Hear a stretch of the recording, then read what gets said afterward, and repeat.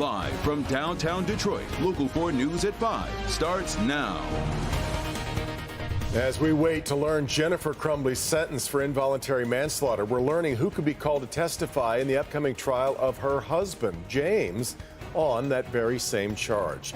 Glad you're with us for Local 4 News at 5. I'm Devin Skillian. I'm Kimberly Gill. The prosecution wants the judge to allow testimony from 4 students who were at Oxford High School the day of the shooting nearly 2.5 years ago. But James Crumby's attorney is pushing back. Local 4's Rod Maloney is live tonight at the Oakland County Courthouse with a story. Rod.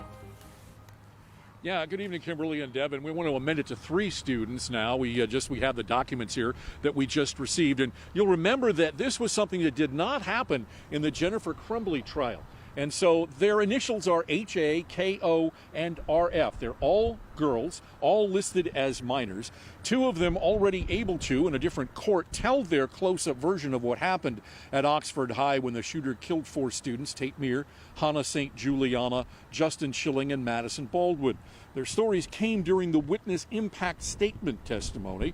One of them stood next to Hannah St. Juliana and ended up shot in the neck, spent a lot of time in the hospital, she did, and the prosecution is likely to want to include her tearful statements about trying to comfort Hannah before she died. The student who hasn't testified previously says that she helped a student shot just feet from her. But James Crumby's defense attorney is saying not so fast here. She claims that none of the students' testimony is relevant for a number of reasons. One, it's too emotionally charged. Second, it does not pertain to what Crumby is actually charged with, which are the events that led up to the shooting. And lastly, they were submitted long after the judge set the deadline to publish the witness list. So we're going to have to see now what the judge says in all of this to get a feel whether these students may actually testify in that trial. Back to you. So, Rod, when is James Crumby expected to go to trial? Right. He is expected to go to trial on March 5th. And, of course, that is before his wife would be sentenced. She's likely to have jail time, but that doesn't happen until April 9th. Yeah, okay. All right, Rod, we appreciate it. Well, my goodness, what a day. We were told today was going to be a record setter. We did that. Did not disappoint as we take a live look. Just a beautiful, beautiful day today. Great way to kick off the weekend. Let's check in with Brett Collar. I guess, did we break the record? Shattered it. Shattered it. Nailed it. Yeah, we got to 64, believe it or not. The old record was 56, set back in 2001. How about that? 64 degrees, 30 degrees above where we should be this time of the year. Soak it in now, because next week, highs are back in the 30s. Even though we're right now still in the upper 50s and low 60s, really no complaints. Now, some spots are seeing winds gusting over 25 or near 30 miles per hour, so it is breezy as well. Hang on to your hat this evening as temps fall from the 50s into the upper 40s.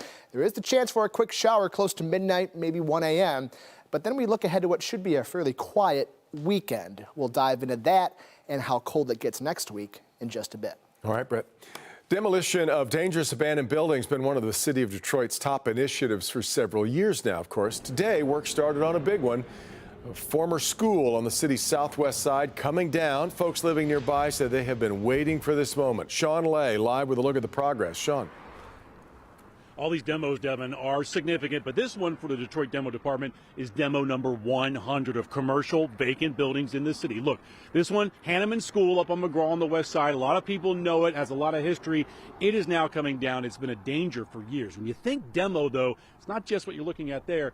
It's people. It means people and lives. So with that gone, it's going to have a positive impact on this whole area. First of all, it is a fantastic day in the city of Detroit. It truly is a fantastic day in Detroit. The weather, the Detroit vibes. Spring is renewal, and a takedown of one of Detroit's most dangerous buildings is also a fresh start for this neighborhood on the city's west side. Eva Torres is the District 6 manager here. The opportunity for the neighborhood, the revitalization, what's coming. The residents are super excited, not just to see the school coming down, but to see what new is coming to the neighborhoods. Coming down, the 1916 built Hanneman Elementary School left vacant by DPSCD. The city took it over. The Detroit Demolition Department is taking it down. When you see a demo in Detroit, think people. People like Ernestine Goshen. I'm not sad to see it come down because a lot of kids play and go in over there.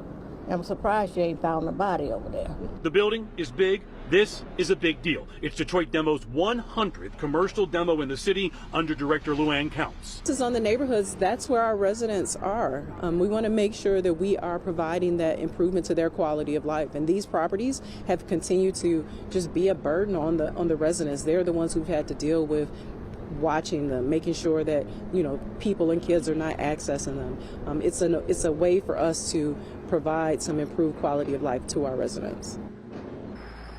It's all about quality of life here in the city of Detroit. Look, building number 100 to come down under Detroit Demo.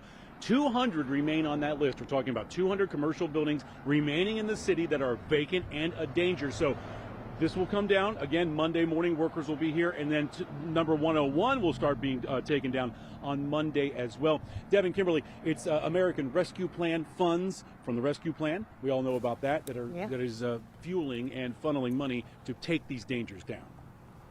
Okay, Sean, we appreciate your report. We're awaiting word from the city of Warren on what sort of chemical was found in the water of Bear Creek. This is new video of cleanup crews working at a vacant business near Mound in 10 Mile, which is linked to the spill. Reps from Warren, the state, and EPA announced yesterday that a blue-colored substance was found in the Bear Creek drain. It's believed a water pipe burst inside the former custom plating business there, washing some chemicals into that storm drain. Officials do say the safety of drinking water has not been affected. We'll bring you the test results as soon as they're revealed. A man from Traverse City has now been identified as one of the U.S. Marines killed in a helicopter crash in California earlier this week. Short time ago, the U.S. Marine Corps confirmed 28-year-old Miguel Nava was among those killed while flying from Nevada to the San Diego area on Tuesday. Unclear still what caused the crash. It occurred, though, as a winter storm was bringing days of heavy rain and snow to Southern California. The investigation still ongoing. Crime Stoppers of Michigan announced today a cash reward for up to $10,000 for information leading to an arrest in the murder of Thayer Dotto. Last Saturday morning, around 4:15, Dotto exited a store on West Chicago near Manor to take the trash out when he saw a group of men attempting to steal his car. At least one of the men shot and killed Dotto. All the men, including the shooter, fled the scene in a red Hyundai with silver rims and heavy front-end damage. There's a picture of it there. Family members are urging the community to come forward. I'm hoping somebody will reach out, and I hope they catch him, man. These guys really need to be in jail because they did it once, they're gonna do it again. All Crime Stoppers tips will remain anonymous. Rewards are paid when tips lead to an arrest. This weekend, a free event is honoring the life of the late Jay Dilla, a Detroit native who went on to be an influential hip-hop rapper and producer.